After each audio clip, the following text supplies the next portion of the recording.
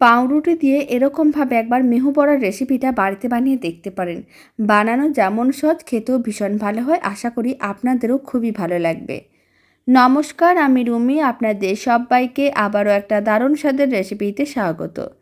প্রথমে আমি এখানে 5টা স্লাইস পাউরুটি নিয়েছি।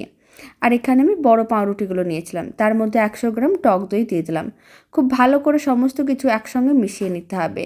এতে পাউরুটিগুলো বেশ নরম হয়ে যাবে।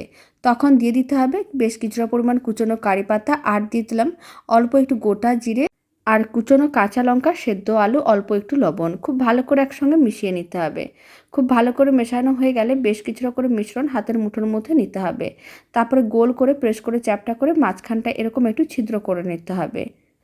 আর গরম তেলের মধ্যে দিয়ে মিডিয়াম টু হাই ফ্লেমে উল্টে পাল্টে বেশ লাল লাল করে ভেজে নিলেই দারুণ স্বাদের মেহু বড়া একেবারেই রেডি। বাড়িতে বানিয়ে দেখতে পারেন, খেতেও বেশ ভালো হয়।